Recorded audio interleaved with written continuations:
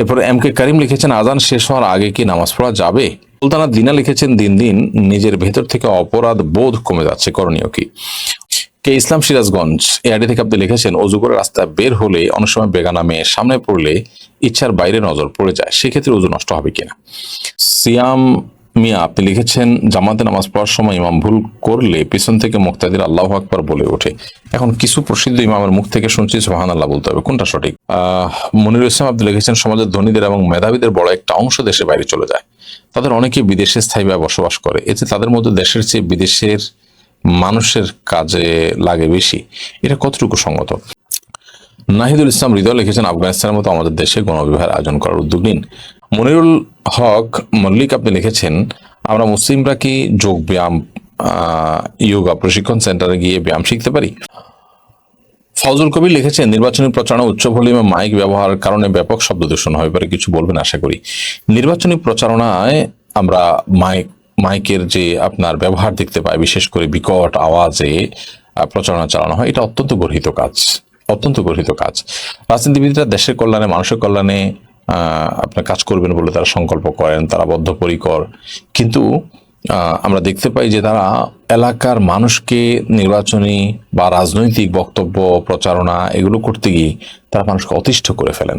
সমাজের কোনো সুস্থ শুদ্ধ চিন্তার কোনো মানুষ এটিকে সমর্থন করতে পারে না। পৃথিবীর অন্য কোনো সমাজে এইভাবে প্রচারণা করা হয় না নরমালি। বিধায় সেই বিষয়ে আমাদের সতর্ক থাকা দরকার। সেই সাথে ওয়াজ মাহফিলের নামেও দূর দূরান্ত পর্যন্ত মাইক টাঙ্গিয়ে আপনার উচ্চ আওয়াজে গভীর রাত পর্যন্ত মাহফিল করাটাও অনুচিত, কারণ সেটি অনেকের কষ্টের কারণ হয় এবং সেটির কারণে বহু মানুষ মুসলিম হয়েও ইসলামের পর বীতশ্রদ্ধ হন, যেটা আমরা হয়তো আঁচু করতে পারি না। এই জন্য দায়িত্বশীল আচরণ হওয়া উচিত। কে ইসলাম সিরাজগঞ্জ এআইডি থেকে আপনি লিখেছেন, অজু করে রাস্তায় বের হলে অনেক সময় বেগানা মেয়ে সামনে পড়লে ইচ্ছার বাইরে নজর পড়ে যায়, সেক্ষেত্রে অজু নষ্ট হবে কিনা? দেখুন, অজু করে বের হওয়ার পর কোনো গায়রে মাহরাম নারী নজরে পড়লে, নারীদের নজরে পুরুষ পড়লে তার কারণে অজু ভঙ্গ হবে না, সাথে অজু ভঙ্গের সম্পর্ক নেই। তবে এটা ঠিক যে ইচ্ছাকৃতভাবে যদি আপনি তাকিয়ে থাকেন এবং তার সৌন্দর্য অবলোকন করেন, তাহলে আপনি গুনাহগার হবেন, এবং অজু ভঙ্গ হওয়াটা তো কোনো দোষের না, সেক্ষেত্রে সেটা আপনি একটা দোষের কাজ করে ফেললেন। এই জন্য সে বিষয়ে আমাদের সাবধান থাকা উচিত। কোনো কারণে চোখ পড়ে গেছে ইচ্ছার বাইরে, তো এর কারণে গুনাহ হবে না ইনশাআল্লাহ, এবং অজুও ভাঙবে না। সুলতানা দিনা লিখেছেন, দিন দিন নিজের ভেতর থেকে অপরাধ বোধ কমে যাচ্ছে, করণীয় কি? অপরাধ বোধ কমে যায়, এটা অনেক সময় গুনাহ করতে করতে করতে করতে মাত্রা অতিরিক্ত গুনাহ করতে করতে মানুষের মধ্যে এরকম একটা ভাব চলে আসে। এবং হাদিসে আসছে, নবী সাল্লাল্লাহু আলাইহি ওয়াসাল্লাম বলেছেন, বান্দা যখন কোন একটা পাপে লিপ্ত হয়, কোন একটা গুনাহে লিপ্ত হয়, তখন তার অন্তরে একটা কালো দাগ পড়ে। এভাবে আরেকটা গুনাহে লিপ্ত হলে আরেকটা কালো দাগ পড়ে, একটা পর্যায়ে তার অন্তরের উপর একটা আবরণ পড়ে যায়। এবং আয়নার উপরে যেরকম কালো দাগ থাকলে সে আয়না দ্বারা আমাদের চেহারার ভালো মন্দ আমরা দেখতে পাবো না, ঠিক একইভাবে গুনাহের কাজ করতে করতে মানুষের মধ্যে যখন এই ধরনের পরিস্থিতি তৈরি হয়, তখন অপরাধ বোধ মানুষের কমে যায়, হিদায়াত জ্ঞান কমে যায়, কোনটা ভালো কোনো মন্দ পরখ করার মতো ক্ষমতা থাকে না, অন্তরের উপরে দাগ পড়ে যাওয়ার কারণ। এই জন্য এটার জন্য তবাই নাসুহা যেমন করা দরকার, আল্লাহর কাছে চোখের পানি ফেলে এই ভয়াবহ অবস্থা থেকে উত্তরণের জন্য আল্লাহর কাছে সাহায্য প্রার্থনা করা দরকার। সেই সাথে আপনার যে সমস্ত গুনাহগুলোর কারণে এই অবস্থা তৈরি হয় আমাদের মধ্যে, সেগুলো থেকে বেরিয়ে আসার জন্য সংকল্প করা দরকার। সিয়াম মিয়া আপনি লিখেছেন, জামাতে নামাজ পড়ার সময় ইমাম ভুল করলে পিছন থেকে মুক্তাদির আল্লাহু আকবার বলে ওঠে, এখন কিছু প্রসিদ্ধ ইমামের মুখ থেকে শুনছি সুবহানাল্লাহ বলতে হবে, কোনটা সঠিক? ভাই সিয়াম, অবশ্যই আপনি যেটা ইদানিং শুনছেন ইমাম থেকে বলেছেন সেটি সঠিক, কারণ হাদিসে নবী সাল্লাল্লাহু আলাইহি ওয়াসাল্লাম এটিই বলেছেন, আত-তাসবিহু লিরিজালি ওয়াত তাসফিকু লিন-নিসা। নামাজের মধ্যে ইমাম সাহেবের ভুল হলে যারা পুরুষ তারা তাসবিহ পড়বেন, সুবহানাল্লাহ বলে উঠবেন। সুবহানাল্লাহ এর শব্দের অর্থই হলো আল্লাহ পবিত্র।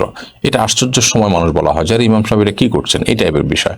আল্লাহু আকবার হলো বড় কোনো অর্জন হয়ে গেলে ইতিবাচক ইয়েতে সাধারণত আল্লাহ আকবার ব্যবহার হয়ে থাকে, অতএব এখানে আল্লাহু আকবার না বরং সুবহানাল্লাহ বলা উচিত, সেটি হাদিসের নির্দেশনা। আল্লাহু আকবার চলে আসছে আমাদের সমাজে কোনোভাবে, তো শুদ্ধটারই চর্চা আমাদের করা উচিত। নাহিদুল ইসলাম হৃদয় লিখেছেন, আফগানিস্তানের মতো আমাদের দেশে গণবিবাহের আয়োজন করার উদ্যোগ নিন।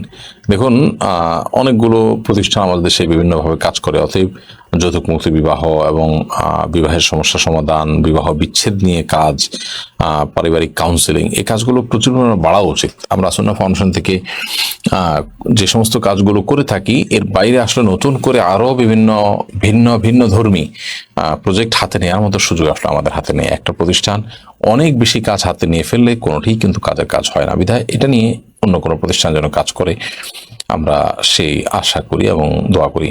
ফাহিম কাউসার লিখেছেন, মনিরুল ইসলাম আব্দুল লিখেছেন, সমাজের ধনীদের এবং মেধাবীদের বড় একটা অংশ দেশের বাইরে চলে যায়। তাদের অনেকে বিদেশে স্থায়ীভাবে বসবাস করে। এতে তাদের মধ্যে দেশের চেয়ে বিদেশের মানুষের কাজে লাগে বেশি। এটা কতটুকু সঙ্গত?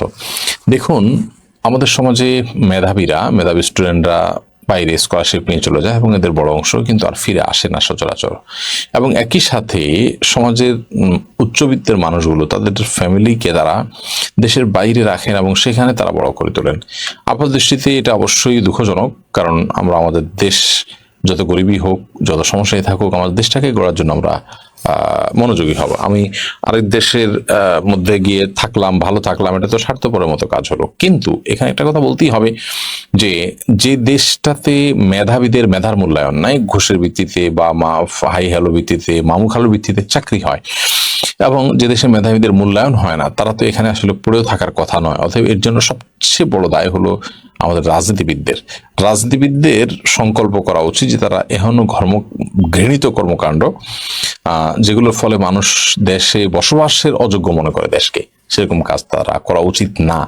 এবং এগুলোর কারণে সাধারণ মানুষ মেধাবী তারা দেশে থাকতে চায় না, মেধাবীরাদের চাকরি হয় না, মেয়েদেরকে ক্ষমতায়নের নামে তাদেরকে ঘর বাইরে করে যেভাবে চাকরি দেওয়া হচ্ছে, ছেলেরা সেই হারে চাকরি পাচ্ছে না। এবং যখন স্বামীরা চাকরি করে উপার্জন করে আনতো, স্ত্রীরা ঘরে বসে সেটি দেখাশোনা করতেন, দেখভাল করতেন, তখন পারিবারিক জীবনে অনেক শান্তি ছিল। আর যখন ছেলে মেয়ে উভয়ে বাহিরে বের হতে শিখেছে, তখন সমাজে আর সেই শান্তিটা থাকেনি। ইন্টারেস্টিং বিষয় হলো যে আগে মেয়েরা ভেতরটা সামলাতো, ছেলেরা বাহির সামলাতো। এখন মেয়েরা বাহির সামলাচ্ছে ছেলেদের পাশাপাশি, আবার ভেতরটাও এসে তাদের কি সামলাতে হচ্ছে দিন শেষে। অতএব এসব ব্যাপারে আমাদের বন্ধুদের মধ্যে সচেতনতা সৃষ্টি করা দরকার, যার যার সামর্থ্য অনুযায়ী। এরপরে এম কে করিম লিখেছেন, আজান শেষ হওয়ার আগে কি নামাজ পড়া যাবে?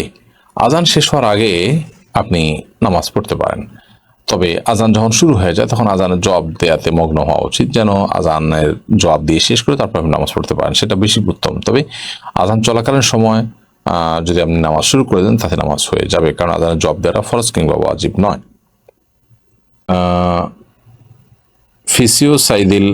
সাইদুল ইসলাম আপনি লিখেছেন, আমি একজন ফিজিওথেরাপিস্ট, আমাকে অনেক সময় মহিলা রোগীকে থেরাপি দিতে হয়, বিষয়টি ইসলাম দৃষ্টিতে কেমন? অবশ্যই আপনি এটি কোনো নারী মাধ্যমে এটি করাবার চেষ্টা করবেন, যাতে করে এটি গুনাহ না হয়। আপনি অবশ্যই তার চিকিৎসা দেওয়া জায়েজ নাই। তবে যদি কোনো নিরুপায় ব্যক্তি আসেন, যার জীবন হুমকির মধ্যে বা বিপদের মধ্যে পড়ে, সংকটের মধ্যে পড়ে যায়, তাহলে সেক্ষেত্রে তার কথা ভিন্ন হতে পারে। যার এছাড়া যদি কোনো উপায় না থাকে তার ট্রিটমেন্টের, নর্মালি এটা অবশ্যই জায়েজ নাই। নারী পুরুষ একে অন্যের শরীরে মেসেজ করবে বা থেরাপি দিবে, এটা হারাম, পরিষ্কারভাবে হারাম এবং পর্দার বিধানের লঙ্ঘন। বিধায় বিকল্প কোনো পথ খুঁজতে হবে। হক মল্লিক আপনি লিখেছেন, আমরা মুসলিমরা কি যোগ ব্যায়াম, ইয়োগা প্রশিক্ষণ সেন্টারে গিয়ে ব্যায়াম শিখতে পারি? দেখুন, এটা হিন্দুদের থেকে এসেছে যোগ ব্যায়ামটা। তো আমরা জানি যে হিন্দুদের উপাসনার অংশ হিসাবে তারা যেটি করে থাকে সেটাই যোগ ব্যায়াম। এটাকে আমাদের সমাজে মেডিটেশন ইত্যাদি বিভিন্ন নামে আসছে। যোগ ব্যায়ামটাই হিন্দুদের। অতএব সেগুলোর এক নম্বর হলো মুশরিকদের কাজ, সেখানে শিরক ছাড়া মুশরিকদের কাজ হয় না, মুশরিকদের সমস্ত কাজগুলো শিরক নির্ভর, এটা একটি বিষয়। দ্বিতীয়ত হলো যে অন্য ধর্মাবলম্বী মানুষের সাদৃশ্য গ্রহণ করতে নবী সাল্লাল্লাহু আলাইহি ওয়াসাল্লাম পরিষ্কারভাবে আমাদেরকে উৎসাহিত করেছেন। মান তাশাব্বাহা বিকওমিন ফাহুয়া মিনহুম, যে ব্যক্তি কোনো জাতির, অন্য ধর্মের সম্প্রদায়ের মানুষের সাদৃশ্য গ্রহণ করবে সে তাদের অন্তর্ভুক্ত হবে। বিধায় এটা আমাদের করা উচিত না। তাছাড়া এই সমস্ত ব্যায়ামের মাধ্যমে কিংবা ধ্যানের মাধ্যমে আমরা কোনো জাগতিক উপকারিতা পেতেও পারি, কিন্তু এটা আমাদের স্পিরিচুয়ালি আমাদেরকে ধ্বংস ডেকে আনবে এবং ক্ষতি করবে, কারণ এটা মুশরিকদের শিরকের অনেক বড় একটা আপনার বিষয়। বিদায় সেটা থেকে আমাদের বেঁচে থাকা উচিত। এবং এই যোগ ব্যায়ামের নামে শয়তানকে খুশি করা বা আপনার আল্লাহর অবাধ্য হয়ে যাওয়া এবং গুনাহের পথে চলে যাওয়া আমাদের উচিত হবে না।